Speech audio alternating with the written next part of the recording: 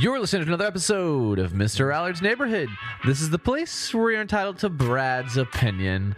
And now for your host, Brad Allard. Well, thanks for your patience, guys.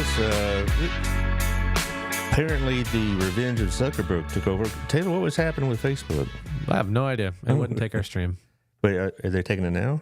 Oh, yeah. Okay, so we're up and running now, huh? We're on live. Wasn't on our end. It wasn't. It's this is just the fun of having a live podcast, I guess.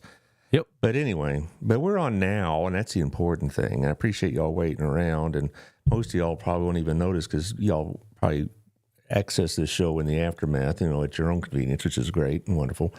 But anyway, we've been here kind of trying to figure out what in the heck's going on, but it doesn't matter. Today, we're going to try to figure out what the heck's going on in our world. I'm going to talk about a couple of things. One is the Paxton acquittal and the Biden impeachment inquiry. But most of the show is going to talk about what it is being said about Joe Biden's age, not by Fox or Breitbart or, some of the right-leaning publications and whatnot, but by the left-leaning ones and what's being said in the Times and the Post and all these other places in which you'd think they'd be more sympathetic to Joe, and we'll see what they're saying about that. But before we jump into any of this, let's talk about our sponsors. I've already practiced once, so I'd be getting this good now. Thank you, CrossFit Burleson. They have what you need over on 317 Southwest Wilshire behind the Stone Soup Cafe and dry cleaners and whatnot. And it got the programs, it's got the supervision, it has the trainers, it has the classes you need. So talk to CrossFit Burleson, talk to the ladies over there at Bailey and Lexi, and they'll help set you up with the kind of program you're trying to achieve your goals with. Now, also, thank you to Shandy. She's doing pretty well. She's selling houses still, even though you read in the papers that maybe the market's slowing. She's still selling houses. She's very, very good at it. I saw it up close in person. So, Shandy, if you need somebody to sell your house, Shandy's the person to do it. Also, thank you to Our Place. It really is Our Place. So you go in there, and it's very welcoming, very diverse clientele. It's got this great staff, great food, great atmosphere. It's very much a hometown place, just exactly what you would want. So Our Place, thank you, Otto, for all you do in this community. Thank you for what you do for this show. Thank you also to Chris and Nathan over at Wild Cigar and Culture. It's football season, and they got the games on, and you can go over enjoy the game and it's going to be in a quieter atmosphere than you would be at a sports bar. And you have a drink, have a cigar, have a conversation. You can talk about the game without having to shout over the TV or something like that. It's a really good place to do these kind of things. So it's over on the Standard. Go check it out. Also, Tiffany has already mailed out her local life here. Tiffany Nico has got 30,000 correspondence, more or less. So she sends them out, and it goes directly to the homes, directly to the businesses. I see, like at Otto's place, they'll have a stack of them there. I've seen them at other places like that. So it gets out there quite a bit, and it's a very, very effective marketing tool. Also, thank you to Cody O'Brien and the Burleson Buzz. It comes out twice a week. Keeps you up on the ball game scores with the Spartans and the Elks. It also keeps you up with city council business and whatever else is going on in the community. It's really, I'm very impressed with how they're doing. And so if you want to subscribe, I'd contact Burleson Buzz. It's very, very affordable. It's much less than a newspaper subscription. So the Burleson Buzz, give it a check. All right. Let's see. We've got everything going on now. Yes, we're going to talk about first the impeachments. First of all, I don't know if we can get it in nice and big, but here is the headline of yesterday's Dallas Morning News. Can you pull in on that one? Or is it close enough? Here, get there. Even you can read it even without having a close-up here. It says acquitted across the top headline. We're talking about, of course, about Ken Paxton. Now, Ken Paxton was impeached by a Republican-dominated House. In fact, 2/3 of the House Republicans voted for impeachment, including our own Mr. Burns, and I appreciate that because I do believe that there was very solid grounds for impeachment of Mr. Paxton. And for somebody that likes to think of themselves as a sophisticated political analyst like myself, I'm really embarrassed myself, I think, a little bit, because I thought the people would see the evidence and come to the same conclusion that everybody else in the media has on this thing. And the people that followed this thing, the testimony and the evidence that was presented and all the rest of that, I thought they'd come up with a conviction myself, and I should have known better, because politics trumps everything. And this goes with the age issue with Mr. Biden, as I'll get into. It seems like the most strongest bond in human existence is the political partisan bond. It just really surprised me a little bit that it came out. It was consistently the same votes, around 14 to convict and 16 to acquit. And given the current makeup, that meant about 4 Republicans had to jump across to make that vote that way. But they would have needed more than 4 to convict. They would have needed 21 votes, and so they were always 7 to 8 short when it came to all of those. And I really thought, just because I followed it, I didn't grind into it day after day, but I really thought that they would come up with the same conclusions. But no, political factors trump everything, and that's just the way it is. I should be aware of that by now, but it really surprised me. It really did, because I thought that they would convict. Now, why didn't they? The official reason is because they said that because of that there wasn't enough evidence, or it wasn't clear enough, and all this other rot. That wasn't it. There's about 3 factors that I should have accounted for when discussing Paxton's impeachment. One is Dan Patrick. Dan Patrick loathes and despises the Texas House, particularly its Speaker, Dade Phelan. And so this was his way of sticking it to him. And Paxton and Patrick are very tight allies. They're ideological soulmates, and they're also political allies. And therefore, Patrick, I should have thought, there's no way in the world that Dan Patrick is going to allow Paxton to be convicted and removed. Second of all is the Texas Republican Party is financed by some serious donors out in West Texas in particular, West Texas oil money. And they put a lot of money behind Paxton and Patrick and Abbott. And anybody that was going to fight the Republican Party on this impeachment will be facing a primary challenge. And you can be assured that every Republican in the House and Senate that didn't vote the way that these gentlemen out west wanted to, they will have a well-financed opponent in the primaries. The third factor is Donald Trump. He was very public in his support of Paxton, and he made it very clear that he would support anybody that primaried against a Republican that voted either for impeachment or for conviction. And so the presence of Donald Trump nationally, and his hold on the Republican Party nationally, and his hold on the Republican Party here in Texas, all this played a role in it.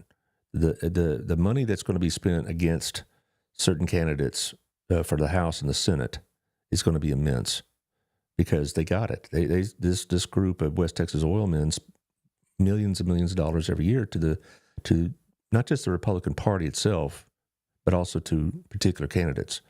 And so for me to think that they were going to convict Patrick, I really should have probably thought of it more clearly, or more cynically, I guess. And there you are. Now, kind of jump over to the Biden impeachment inquiry, which is not the same thing exactly, certainly. It's just an inquiry. It's not an impeachment. And, will it lead to impeachment? We'll see. But is it necessary or not? I am not a big fan of going to impeachment every time the president of the other party does something that the majority of the House doesn't like, and they're for, and we'll go and jump into impeachment. I thought the first impeachment of Donald Trump was all political and nothing there. It was a joke. It was run by Ms. Pelosi and Adam Schiff, who has got to be one of the most egregious figures ever to slime across Congress. And I really, and I think most people know my feelings about Mr. Trump, but I do not think that warranted an impeachment back in 2019. And that whole Russian collusion thing was, I think, that collusion was proven to be unsubstantiated. I mean, there was hearsay and gossip and, unfortunate coincidences or whatever you want to call it, but there was no evidence of collusion. And I thought that the impeachment was a joke. And it's like now it just become the go-to. They could have censured Mr. Trump about that phone call to Ukraine, but they didn't. They could have censured Bill Clinton for what he did. Did Bill Clinton deserve impeachment? My standard of impeachment really was if I committed the same crime, would I be facing any kind of criminal penalties? And that's my standard. If I had done the same thing Bill Clinton did, and I'm not talking about his affair with an intern, that's not an impeachable offense. It may be a bit tacky and whatnot, and you may have your moral opinions about it, and that's fine, but it's not an impeachable offense. What's impeachable was lying to the government, lying to lawyers during depositions and things of that nature. And if I had done those things, I'd be facing contempt charges and probably in jail.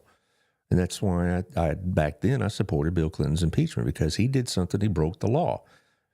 Okay?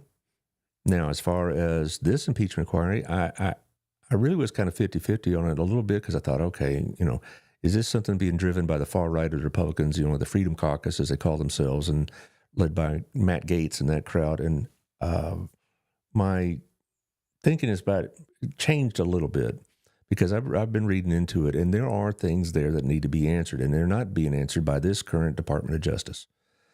I guess I fall on the side of, yes, we'll need an impeachment inquiry, unfortunately. Why? Because you can expect Joe Biden and Hunter Biden and any other character associated with that to stonewall and fight it. That's to be expected. But I expect and demand my Department of Justice and your Department of Justice, our Department of Justice, to abide not only by the subpoenas by the House, but also to have a fair and impartial investigation. And that's not going to happen under Merrick Garland. There's no chance it's going to happen. Merrick Garland's a hack. He is stumbling over dead bodies and calling it bumps in the carpet. He appointed a, quote, special prosecutor in the Hunter Biden case that basically violated the rules. That David Weiss that he appointed as special prosecutor works for the government. He's not supposed to be a special prosecutor, but, they did it anyway, and now they're going to supposedly take Hunter Biden to trial for a gun charge. And we'll see. And I don't have time today to get into that, but I will probably maybe next week if I have an open spot. So, yeah. And this I think McCarthy's response to reporters' questions really solidified some of my thinking. So he had this clip we're about to show. He's having a press conference, and some woman reporter, was giving him a hard time. And I don't mean to say because it's a woman. I'm saying it's because it's a reporter, and that's why I pointed out, because I want you, if you can, hear the voice, and it's the woman asking him questions. So please don't give me any at me, as they say, about misogyny. I didn't say it that way. I'm just saying he was getting some questions from a woman reporter that I think he responded to. So if you'd run the tape, please. So what impeachment inquiry is to do is to get answers to questions. Are you concerned about all the stuff that was just recently learned? Do you have any concern? Have you asked the White House any questions? Yes. Okay. Do you believe the president lied to the American public when he said he never talked to his son about business dealings? Yes or no? It's all right. I can't answer that. You can't answer that? Do you believe when they said the president went on conference calls? Do you believe that happened?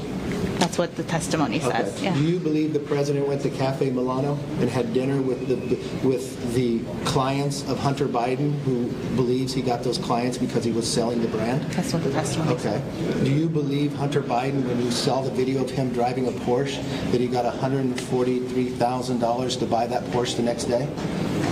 Do you believe the $3 million from the Russian oligarch that was transferred to the shell companies that the Bidens controlled after the dinner from Cafe Milano took place?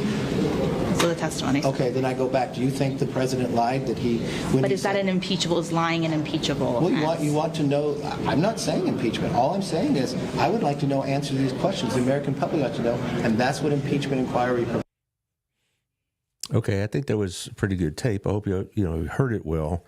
I want to apologize if I implied that because she's a woman she was asking these questions. I just that wasn't really how I meant to phrase it. But I apologize for my poor wording. But the point is that the press has been very, very skeptical about any type of impeachment inquiry by Joe Biden. The evidence, I don't know the evidence, and we're not going to get the evidence from Merrick Garland and his Department of Justice. So, yeah, we need an impeachment inquiry, because what an impeachment inquiry does, it amps up the ability of the Congress to get documents and subpoena witnesses. Right now, Congress has 3 committees looking into it, and they have subpoena powers, but they've been stonewalled and by, the National Archives has stonewalled about emails. The Department of Justice has stonewalled about its investigations. The administration has refused to answer subpoenas about having people testify. An impeachment inquiry makes it more public, and it does give it more power. They do have more power as an impeachment panel than an individual committee would have. So I'm just saying that I think it's an unfortunate necessity because of the fact that if they go at the current powers that they have, they may not get anywhere. Should they get anywhere? I really do believe that there is a lot more to Joe Biden's involvement with Hunter's businesses, including now and while he was vice president and probably when he was senator.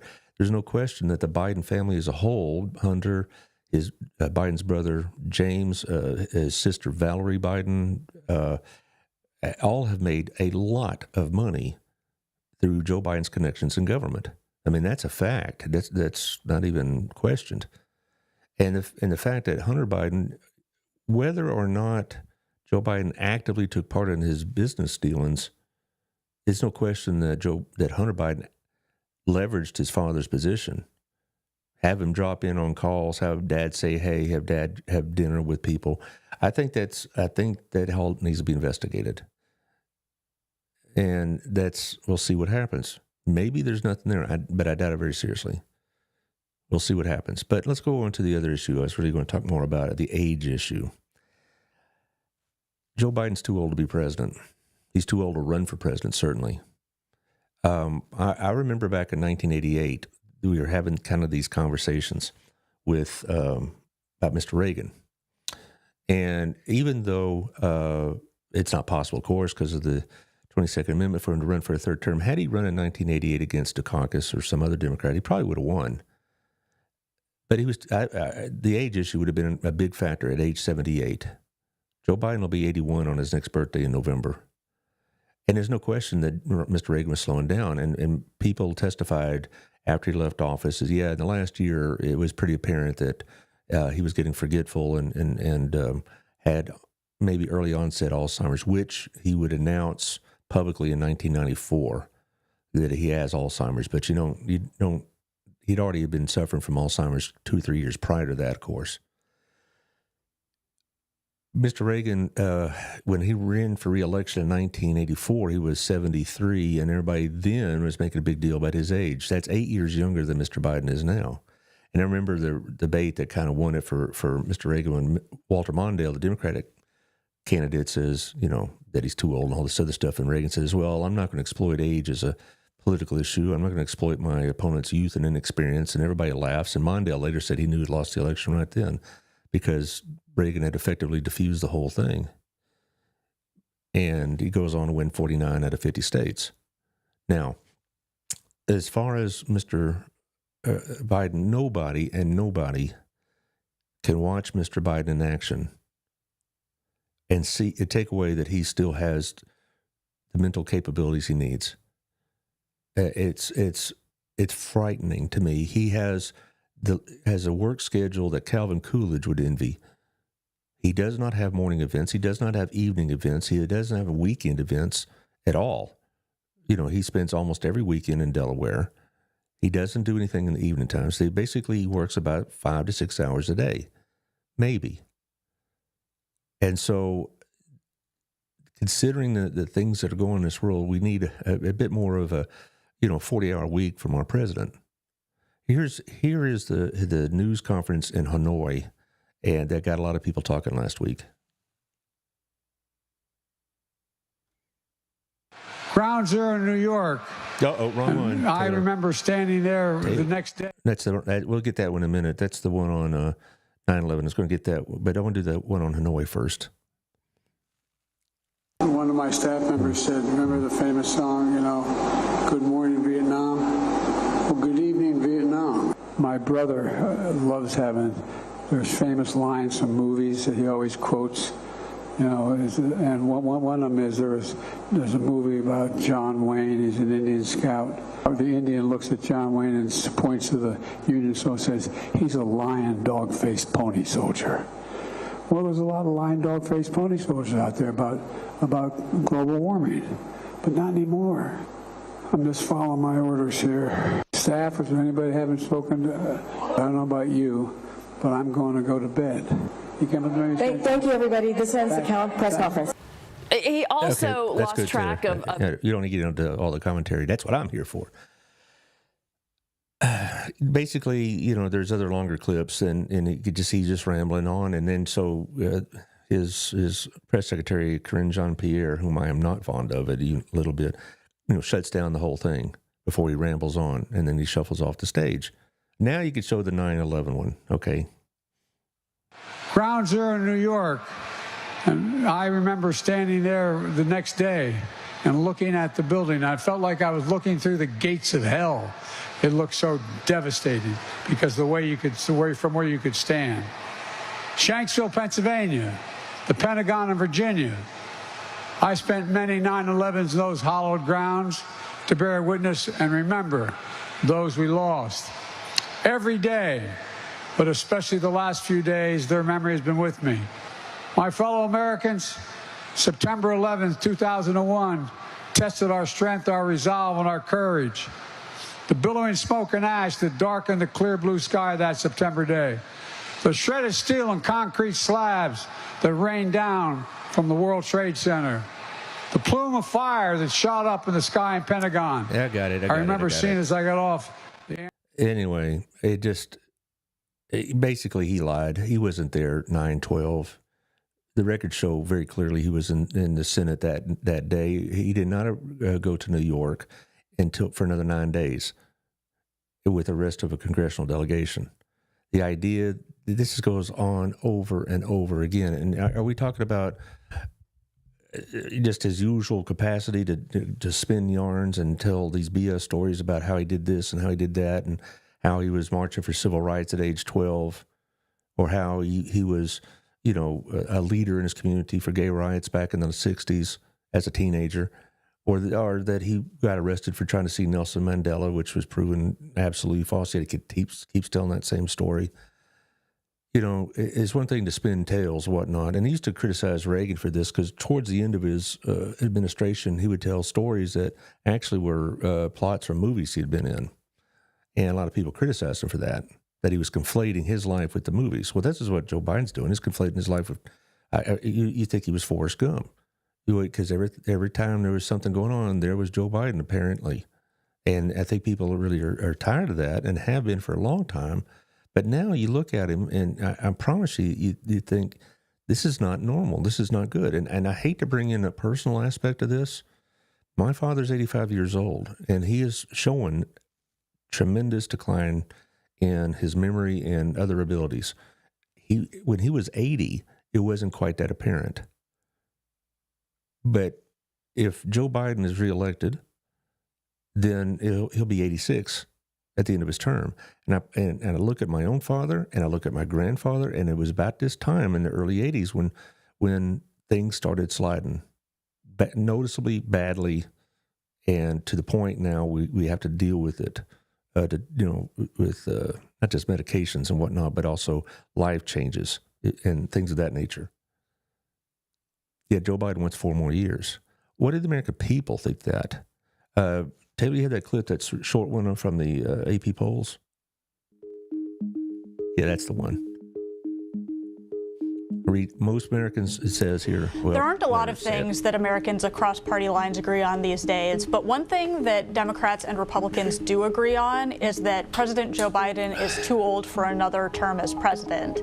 A new poll from the AP Nork Center for Public Affairs Research finds that about 9 in 10 Republicans say that, and so do about 7 in 10 Democrats. That number for Biden stands in stark contrast to his most likely rival for the 2024 presidential race, former President Donald Trump. Trump is nearly as old as Biden is, but only about half of Americans say that Trump is too old for another term, compared with about 8 in 10 who say the same about Biden overall. The poll suggests that Americans' concerns about aging in the government go beyond just Biden. The poll finds that about 2/3 of Americans say they would support age limits for candidates running for president along with U.S. House and and Senate, and about the same percentage say that they would support age limits for Supreme Court justices. Okay.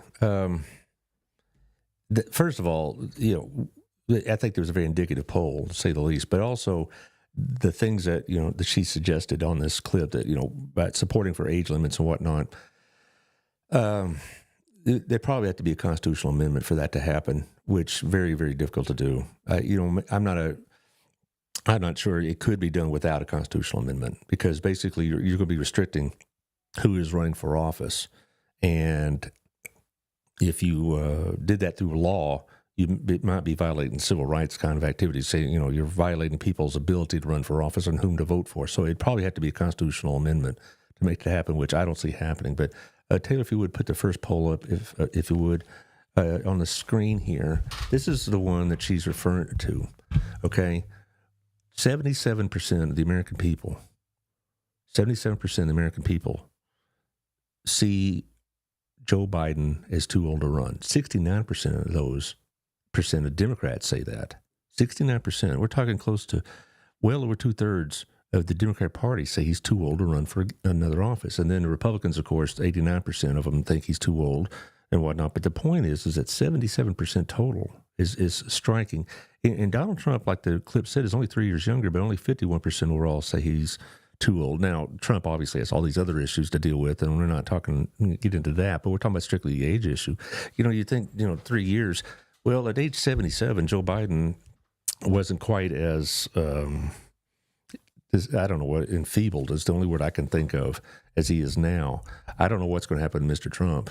Mr. Trump seems to be some sort of physical marvel. He eats like a teenager, and he's overweight, and yet, according to the doctors, they say his heart's fine and dandy and all this other stuff. So it's like, well, he just maybe have that special genetic quote. His father lived to be 93, so there you are. Anyway, 71% of the Democrats think that Trump's too old, but only 28% of the Republicans think he's too old. I don't really think when it comes to Mr. Trump, people are going to vote against him or for him based on the age issues. It's going to be all the other stuff. But the point is, when you have nearly 70% of your own party say you're too old, that's a bunch. What does the next one say, by the way? Okay, and also they had this word choice association. What do you associate with when you hear the name Joe Biden?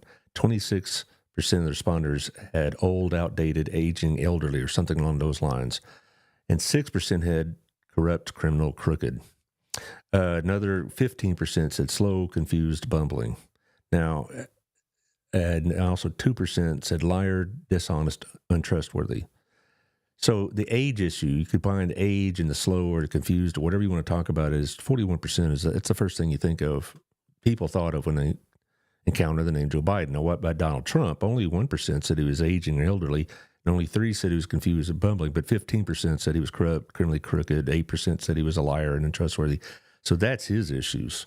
And I'm not here to, I'm talking about the age issue primarily here, but it does strike me over and over again just how large majorities think Joe Biden's too old. And I read an article supporting him, said you're just being ageist. Or not me personally, but anybody that thinks that's being ageist. No, I'm not. If they were still in good trim and fighting weight and all this other stuff, and they were showing signs of life and everything was great, this wouldn't be an issue. But it's the visual that we're seeing over and over again that leads us to believe this. Now, I looked through a lot of articles because this has been an issue in the media for quite some time now, and I thought, well, okay, I could pull from the National View or Wall Street Journal, who have been on this topic for quite some time, and they've been saying that Joe Biden is not physically fit to run for another office, or run for office for another term rather, and so you'd expect them, and they did. The National View and the Wall Street Journal had several editorials and articles pointing out these issues. But I'm going to talk about those who were sympathetic to the Democratic Party. A big bombshell column came out last Tuesday. A guy named David Ignatius. Now, some of these guys are going to be throwing out their names out there. You may or may not read. You may or may not have heard of them. But if you're a dork like me who does this for a living and teaches this for a living, that are quite well known. And David Ignatius is well known by supporting. He wrote an article said, "Joe, you're too old. Step aside for the good of the country." And that really got the ball rolling because this and that article and this poll combined really put it out front and central what people have been saying behind the scenes for a while. You know, a lot of people have been saying this, you know, in Washington for quite some time now.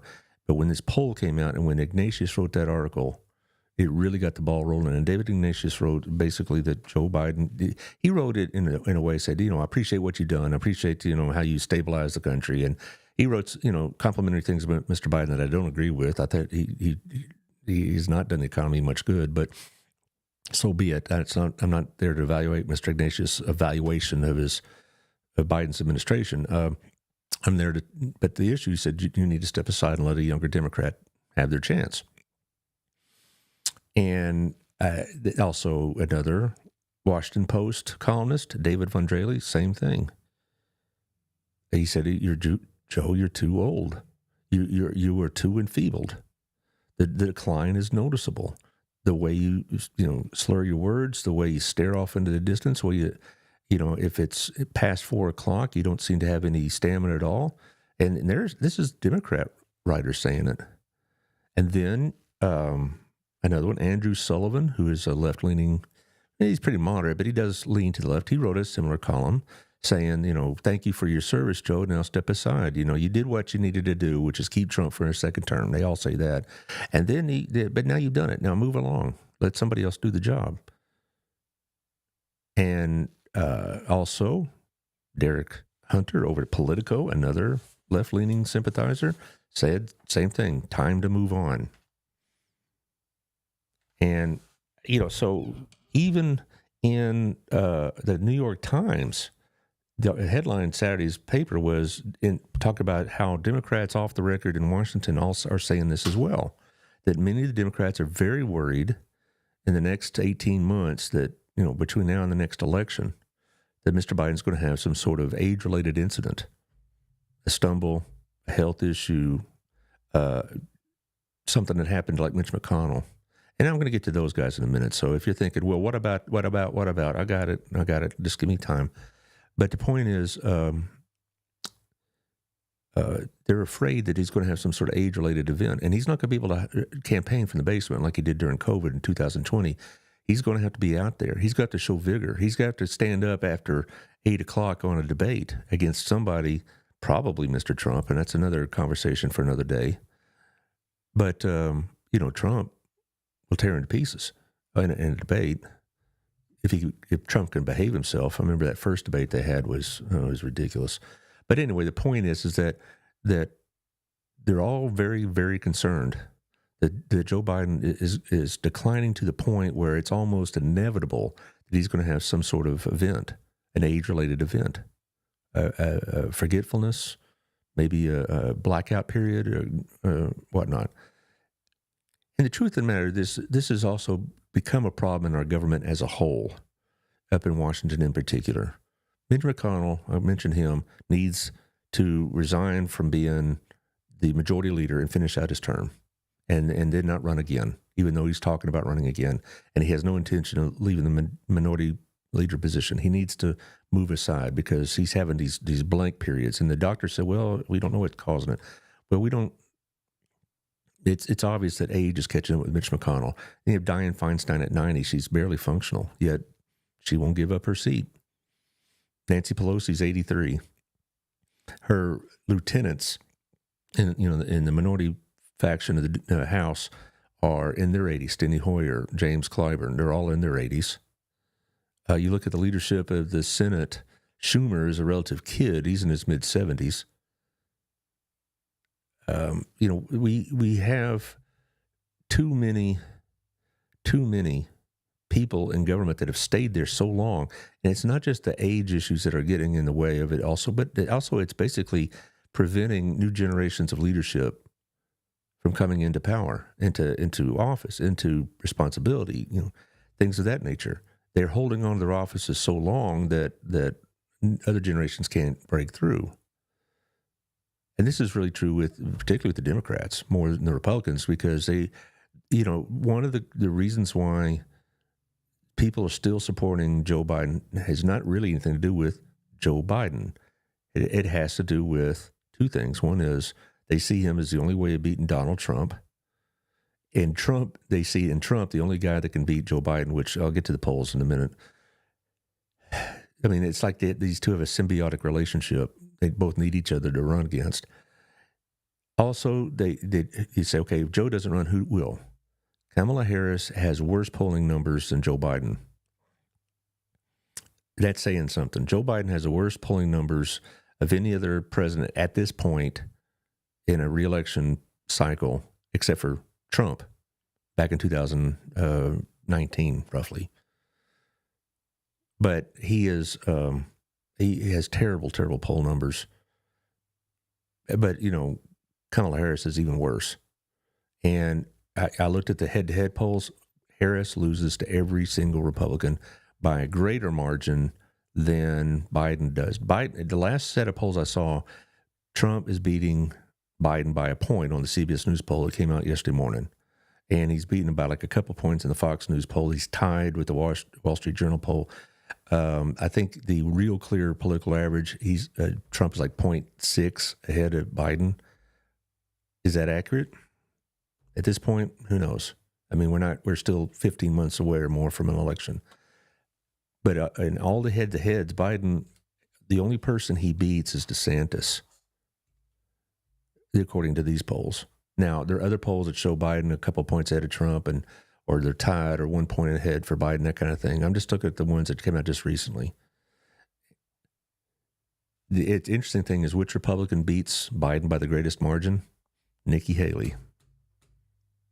Okay, that's just, I found that to be interesting. And along these lines, last week, Mitt Romney retired. Well, said he's not going to run again. He's going to finish out his term, but he wasn't going to run again in 2024. And he said very, very clearly, it's time to transition to new leadership, which is a quote from one of Joe Biden's speeches from about 3 years ago. That Joe Biden said he was going to run and then transition. Well, he found out that Mr. Biden wants to stay, but that's another, we already talked about that. But Mitt Romney says that he wants to finish out his term and then retire because he says he's age 76. And he says, I think it's time for a new generation of leadership. And so, a lot of people in the Republican Party do not have a strong or an affectionate feeling for Mr. Romney because he has not been a Trump team player by any means. But I think Mitt Romney is a decent man, and I think he was a brave political man. And I think it's interesting that that he's retiring because he's saying, I'm getting too old and I'm stopping others from making their progress politically. So to kind of sum this up, the point about all this is that it isn't just your cranky correspondent here that thinks Joe Biden's too old. When you get 77% of the American people say you're too old, 3/4 say that the age is an issue, and it can't be covered up with skillful maneuvering by the White House or any kind of stunt by his press secretary, that we could see for our own eyes what's happening. And it reminds us of our family members of that age and what happened and what is happening. I'm living through it right now with my father. And it's not fun. And everybody out there that has the situation knows exactly what I'm talking about. And the idea that Mr. Biden's going to be in good health until age 86 and whatnot, you don't recover. There's no magic cure. There's no pills. Once the decline starts, you may do some things to maybe slow it, but the decline will happen inevitably. And we all know that. And that's why these Democrat supporting columnists are saying, Joe, get out now before the primaries start so we can have a choice. We could have, other people. And I saw the list that they suggested, none of which got me excited even a little bit. The governor of Michigan, Whitmer, or the governor of California, Newsom, Harris herself, that really leaves me unexcited. And that's another thing. It drives me crazy when you say things well, you just don't like her because she's a woman or she's a woman of color or something like that. That's right. She's a terrible politician. I have no problem supporting Nikki Haley, and she qualifies in both those categories. I think Nikki Haley is a very viable candidate worth looking into. Same with Tim Scott. All right. But anyway, the point is, I'm kind of rambling a bit towards here at the end. This is pretty serious. We're heading for an election between Trump and Biden that is, I can't even really put into words what this would do to this country, how divisive it would be. And the people that maybe are moderately Democrat or moderately Republican or independent or, all in between are going to be between two very difficult choices. And I'm just praying that both parties will realize that whom they are supporting currently, it's going to cause 4 more years of chaos either way. And I guess I'm just really tired of these national and state elections where it's like, which is going to, I think, cause the least amount of damage. Which one do I like or dislike the least or distrust the least? I wish we had races, that we could say like we had like our last school board elections here in town. We had very good candidates. Only 2 could win, of course, but we had very good candidates all the way across the board. And it was a nice dilemma to have for a change. I wish we could have that at the state and national level. Well, anyway, to sum all this up, hope you see some of this data, and if you watch on Facebook, YouTube, or whatever else, or you check it out later. I hope this gives you some food for thought, because this is a very serious situation. Okay, I've gone through elections many times where I did not like the other candidate or whatnot, but their election or their possibility being elected didn't fill me with dread. Okay, I didn't care for Mr. Obama, but I didn't feel feeling a dread really when he was elected. I didn't like it, but I didn't think that the country was at such a critical existential point. This one, I think we are, between these two colliding forces.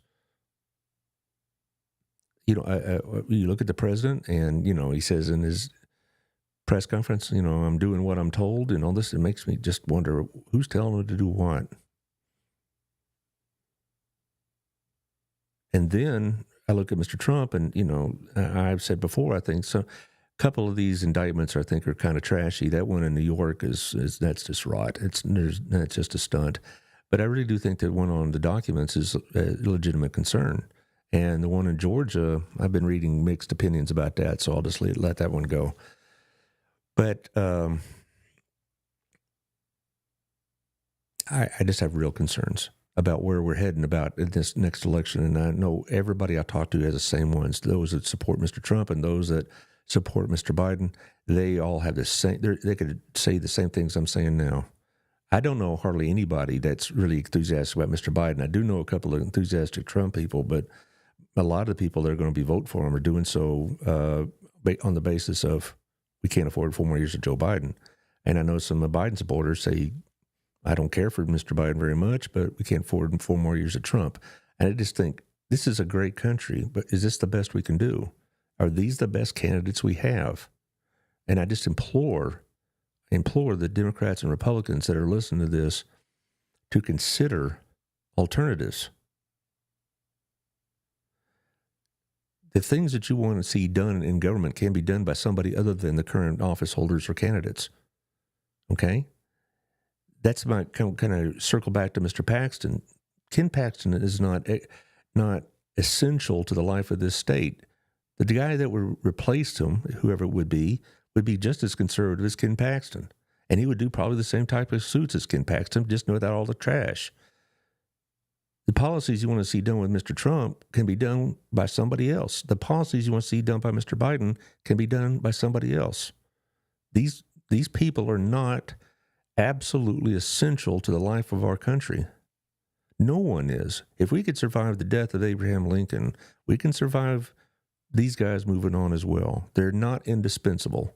And I think that's what they get in the Senate and the presidency and the House. They think, if it's not me, there goes the whole country down the drain. They're not essential.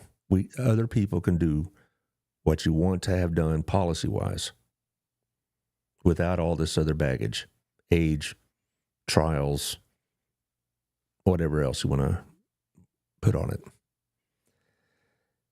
All right, I guess that's my rant for the day. Let's see, what do we got? Tomorrow I have Victoria Johnson and Adam Russell here. We're going to talk about the budget that was just passed. We're going to kind of clarify some of the comments and tax issues in particular. You know, the tax issues have been kind of something that's been debated for the last month at the council level, so we're going to get the straight story, what's going on with that. And then I have on Thursday a very special day, the National Giving Day, and we're going to have 7 people that are going to be representing various nonprofits in this area. And we're going to do what we did last year, have 10-minute intervals. They're going to talk about what they do, what their needs are, and whatever else. I'm really looking forward to that. I think that's a real service, and I hope you tune in, and I hope you give them a listen. All right, thanks Taylor for getting over all those Facebook issues and all the. As always, sorry about that. No, it's not your fault. It's Zuckerberg, ain't it? Yeah, Zuckerberg. No, and also all the video clips. I mean, it takes a lot of. Have to be like a maestro almost to keep it going. All right. So we'll see y'all tomorrow. Bye bye.